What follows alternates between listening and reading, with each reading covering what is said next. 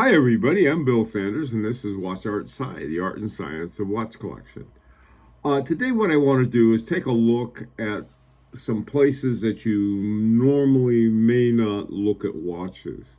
Places like Chrono 24 is a place I go a lot, or eBay, or some of the online boutiques like Omega, FP Journe, and so forth.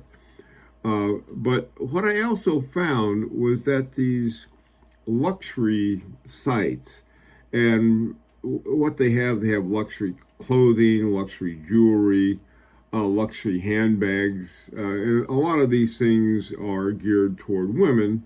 And usually it's not a place where you would go and look for a watch. And what I found some great watches at these different places.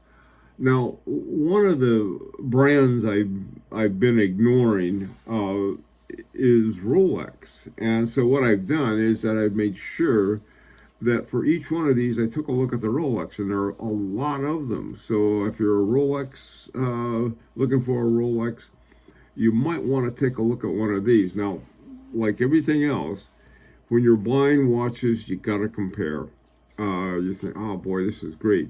And another thing that you got to be careful about is you want to check the how big the watch is. A lot of times you'll see a watch and say, wow, that's a great deal, and you find out that it's a 32 millimeter watch, which would be too small for you, or you find out it's a 46 millimeter, that'd be too big for you. So that's another thing. It's like this is that you want to check out.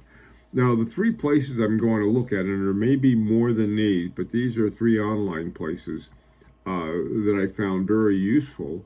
One's called the RealReal, another's called the Fashionphile, and the other one is called First Dibs. So we'll take a look at these, and I'll show you what I found. Maybe you can find something for yourself there. Now, the first one is First Dibs, and I was looking at some Daniel Roth watches, and I found two very interesting ones, at least two. Sometimes there are more than that. One was Bulgari Endure Chronos Sprint Daniel Roth. Now, Daniel Roth was at Bulgari for a very short period of time, but he had a lot of influence on their design. Now, this one's $9,000. Again, this is not a bargain basement deal, but it's available. Also notice 46 millimeters. Like I said, that may be too big for some others. It's a sweet spot, and they really like the size. Now, the second Daniel Roth there is a Daniel Roth Metropolitan. Now, you may be wondering, well, why am I interested in Daniel Roth? Well, first of all, he's one of the great living watchmakers. He's one of the top watchmakers in the world. And the problem is that I can't afford the watches that he makes for individually. They're about $100,000 and up. And there was a period back in the early 2000s and the 90s when he had his own company. And so these watches are from that period. And they're getting harder and harder to find, and the price is going up, and so I'm always looking around for them. This particular one is in gold, about 17,000, and then it has the caliber and everything in the size. 38 millimeters, perfect size for a guy like me. Now, for Rolex, I said I was going to look for Rolexes. My goodness, the Rolexes they had are incredible. They had 50 pages of Rolexes, and there were 60 watches on each page. One Rolex that I've always been interested in is their Rolex Cellini prints. And I found like several on, I mean, you got 50 pages, and there were several on there, and different ones. Here's one here. There's some, this one on the right side is a 36 millimeter date just. And then there's another one that's a steel date just with, they don't mention the size of it, but once you click and you go in there, a Royal Rolex Oyster Perpetual 41 millimeters. So I mean, and this is like, remember, 50 pages with 60 on each page. So it's a great place to go if you're a Rolex fan. Now, also, too, German watches. I thought, well, I'll see if there's some German watches. When I was able to found three that I really like. Alllange und Sunde Saxonia, 16,000. That's not bad for Saxonia. 38 millimeters. That's a nice size for me. 42 millimeters Glashütte Original Panomatic Inverse. One of my favorite watches. Just wild about that watch with you can see the balance wheel and the two adjustment regulator balance cocks on either side of it. Very interesting watch. The Cabaret is no longer made. Alllange und Sunde. Those were, I found these on First Dibs. All three of these first pages were at First Dibs. Now, this next one, I went over and took a RealReal. Here again, I found some great watches. The RealReal had this one they had is the Hermès Suspendu. And this watch won the men's watch prize in 2011. I mean, not just the innovative prize, but the whole, I mean, that's one of the biggest prizes you can get at the Grand Prix. It has the base movement to it. I'm not sure what it was, but the one that really made it do all of its interesting tricks, it has an AGH 4111 movement in it by Agenor. So, I mean, this thing is about 13,000 and a half. Very good buy. Now, Roger Dubuis is another one of those, and again, these are earlier Roger Dubuis. I'm not crazy about the ones they have now, but that's okay. That's me, not them. This one was really surprised me. This is an Easy Diver. Now, I used to have an Easy Diver, and they're wonderful watches, but this is an Easy Diver with a tourbillon.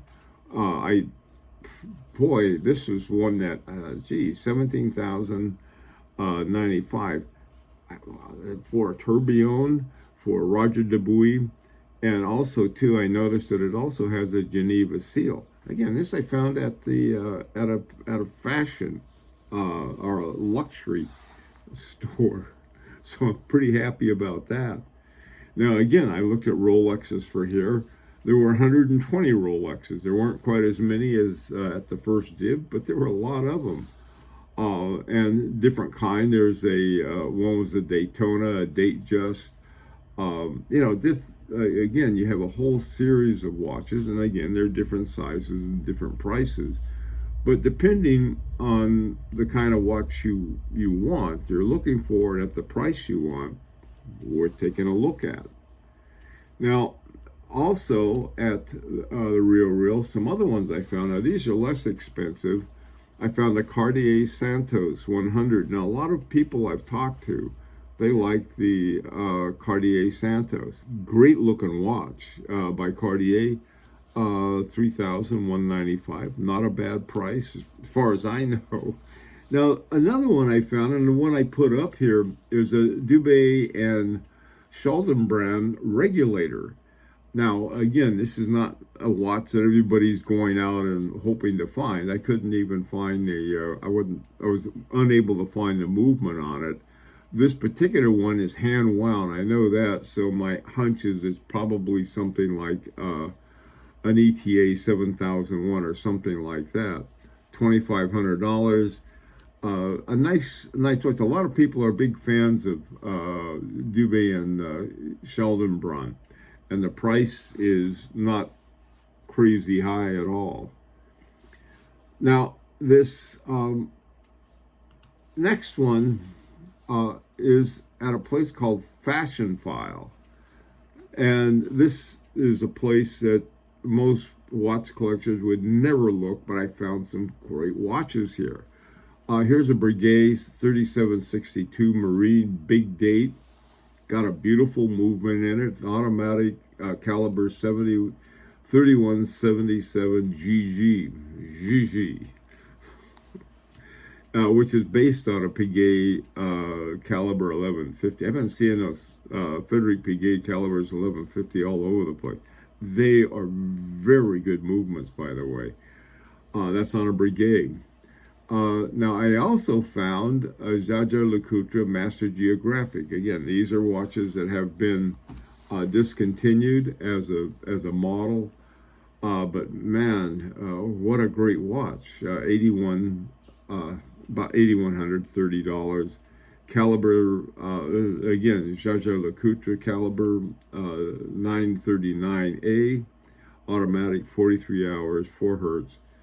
Again, this is a very, very nice watch, and the price seemed pretty decent to me, and the movement is kind of movements I like. Now, again, I looked at for the Rolexes.